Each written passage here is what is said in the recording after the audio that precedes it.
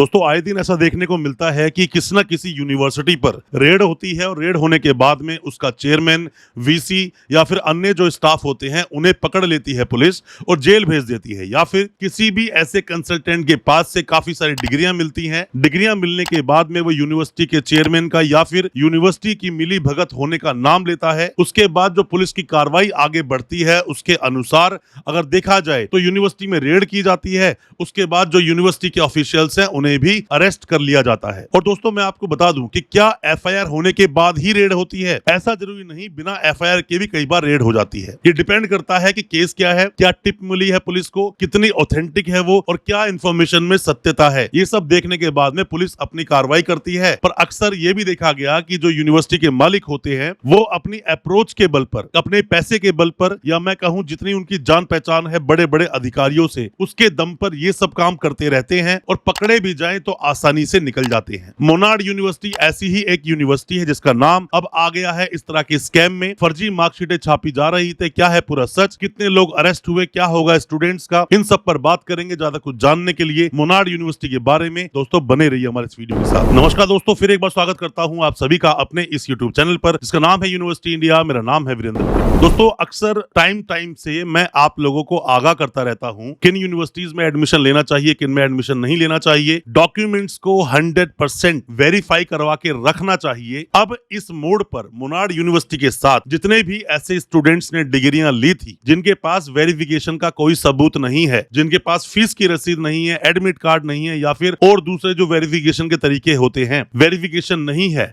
अब जैसे ही जेल से छूटकर ये सब लोग आएंगे उसके बाद देखना रंग रूप सब कुछ बदल जाएगा। आधे से ज्यादा लोगों की वेरिफिकेशन नहीं होगी और जिनकी भी वेरिफिकेशन की जाएंगी उनकी किस तरह से वेरिफिकेशन की जाएगी वो आने वाला वक्त ही बताएगा। पर अक्सर ऐसा देखा गया है जब ऐसा कोई सीन किसी यूनिवर्सिटी के साथ होता है मामला बहुत तूल पकड़ लेता है। बट इस पूरे केस में दोस्तों आप अगर एक चीज देखते हो, बड़े ही नाटकीय ढंग से जैसे ही पुलिस ने सब लोगों को अरेस्ट किया, अरेस्ट करते ही उन सबको जेल भेज दिया, रिमांड नहीं लिया। रिमांड लेने के बाद में पुलिस पूछताछ करती है और भी लोगों की जगहों पर रेड करती है और उसके तार जोड़ती है। तार जोड़ने के बाद चीजें आगे बढ़ती हैं। इनिशियली मुकदमे में यह दिखाया गया कि 12 लोगों को अरेस्ट किया गया जिनके पास से लगभग 1350 से भी ज्यादा मार्कशीटें, डिग्री सब कुछ मिली, प्रोविजनल मिले बहुत सारे, 14 फोन मिले, 7 लैपटॉप मिले और भी बहुत सारी चीजें मिली, कैश मिला। ये सब कुछ दिखाया गया जिसके अंदर यूनिवर्सिटी के चेयरमैन को भी अरेस्ट किया गया था और भी कई सारे इसमें स्टाफ हैं। वो तो आप न्यूज में देखोगे, जैसे ही आप गूगल पे टाइप करते हो मोनार्ड न्यूज, नीचे पूरी झड़ी सी लग जाएगी उन न्यूज की और डेली अपडेट आप वहां से जाकर देख सकते हो। इस यूनिवर्सिटी पर जो धाराएं लगी हैं, जिन धारा के तहत यूनिवर्सिटी पर केस दर्ज हुआ है, उन धाराओं में चीटिंग, फोर्जरी जैसी धाराएं हैं और साथ में ही जो ऑर्गेनाइज क्राइम में 111 बीएनएस की सेक्शन बोलती है वो भी इस एफआईआर में जोड़ा गया है। मतलब कि बेल की जहां तक हम बात करें इन लोगों को तो दोस्तों बेल तो हो जाएगी, जैसे ही चार्जशीट लगेगी, चार्जशीट लगने के बाद कुछ समय के बाद इन लोगों की बेल हो जाएगी। बट इसमें से जैसे कि चेयरमैन पर बोल रहे हैं कि 100 से भी ज्यादा मुकदमे अलग अलग कोर्टों में चल रहे हैं। पहले भी किसी स्कैम में इनके ऊपर नाम आया था, जो बाइक स्कैम था उसमें नाम आया था, और जिन लोगों की क्रिमिनल हिस्ट्री नहीं है उन लोगों की बेल चार्जशीट के बाद हो जाएगी। अब ऐसे में मोनार्ड यूनिवर्सिटी के स्टूडेंट्स का क्या होगा? दोस्तों अगर जो बात करें जितने भी स्टूडेंट वेरीफाई हैं ऑलरेडी यूनिवर्सिटी से, उनके पास बहुत तरह के अगर डॉक्यूमेंट्स हैं वेरिफिकेशन के, उनका बचाव तो एक बार के लिए हो भी सकता है। बट जिनके पास ऐसा कोई भी डॉक्यूमेंट नहीं, क्योंकि पहले आप जब भी इस यूनिवर्सिटी को आरटीआई लगाते थे, यूनिवर्सिटी 10,000 रुपए की फीस आपसे वेरिफिकेशन के नाम पर मांगती थी। तो आप में से कितनों ने 10,000 पे जाकर उन लोगों को दिए, वो भी उनके अकाउंट में? तो ये एक बार के लिए हो सकता है कि आपकी वेरिफिकेशन को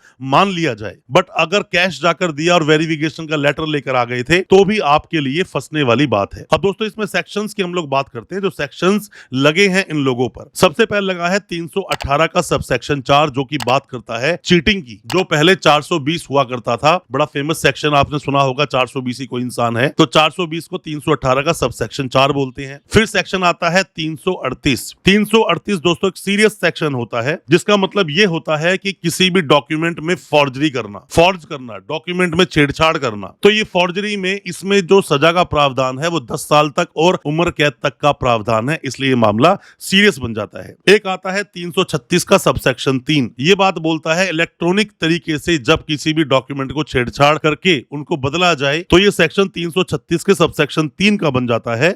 7 साल तक की सजा दोस्तों इसमें भी होती है। साथ में ही इसमें 340 सेक्शन लगा हुआ है, 340 का सबसेक्शन 2। कभी भी जब फॉर्ज कोई भी डॉक्यूमेंट को जेन्युइन की तरह इस्तेमाल करना, तो ऐसे में लगता है 340 का सबसेक्शन 2। यहाँ पर 340 का सबसेक्शन 1 भी लगा है, मतलब कि फर्जी किसी भी तरह से सील वील ये सब कुछ चीजें रखना, और साथ में लगा है 111। 111 बोलता है ऑर्गेनाइज क्राइम। जब किसी भी क्राइम को ऑर्गेनाइज तरीके से किया जाता है तो उसमें लगता है सेक्शन 111, जो कि बीएनएस का सेक्शन है। अब दोस्तों मैं आपको बताऊं इसके अंदर होगा क्या। सबसे पहले सब लोगों को पकड़ा गया, अभी और भी लोगों को पकड़ा जा रहा है। इन सब के बाद में एक चार्जशीट लगेगी। चार्जशीट लगने के बाद चीज सारी क्लियर होंगी, क्या कुछ हुआ था, लोगों को बेल मिलना शुरू हो जाएगी, बाद में इसका ट्रायल चलेगा। और अगर जो एसटीएफ ने रेड मारी है, एसटीएफ बहुत ही सीरियस तरीके से बिना किसी दबाव में, बिना किसी भी तरह की मतलब लेन देन में अगर ये काम करे तो यूनिवर्सिटी को डिसॉल्व की प्रक्रिया तक भी ले जाया जा सकता है। ऐसे ही यूनिवर्सिटी डिसॉल्व होती है। यूनिवर्सिटी कोई भी डिसॉल्व एकदम से नहीं होती। उस यूनिवर्सिटी को डिसॉल्व होने की प्रक्रिया में आराम से 8 से 10 साल का टाइम लग जाता है। हो सकता है फ्यूचर में ये सब एक्शन लिए जा सके, पर अभी ऐसा नहीं है। अभी तो ये केस चलेगा, केस में ही 5-7 साल लग जाएंगे। उसके बाद ये अपील होगी, अपील में केस जाएगा हाई कोर्ट में, फिर सुप्रीम कोर्ट जाएगा। तो ये थोड़ा लंबा प्रोसीजर पूरा होता है। बट फिलहाल तो जितने भी यूनिवर्सिटी के ऑफिशियल्स हैं सभी लोग वो जेल पहुंच गए हैं। और यूनिवर्सिटी इतने सालों से जो एडमिशन ले रही थी, पहले भी मैंने कई बार वीडियो बनाई इस यूनिवर्सिटी पर कि आपको एडमिशन ऐसे ही नहीं लेना चाहिए। यूनिवर्सिटी रिकॉग्नाइज्ड है, इसमें कोई दो राय नहीं। यूजीसी ने मान्यता दी है, यूनिवर्सिटी चल रही है। यूनिवर्सिटी के पास और भी बहुत सारे कोर्सेज है, यूनिवर्सिटी चल सकती है। और साथ में ही यूनिवर्सिटी कैंपस बहुत बड़ा है, वो भी एक अच्छी बात है। पर मैं आपको बता दूं दोस्तों, जब किसी चीज की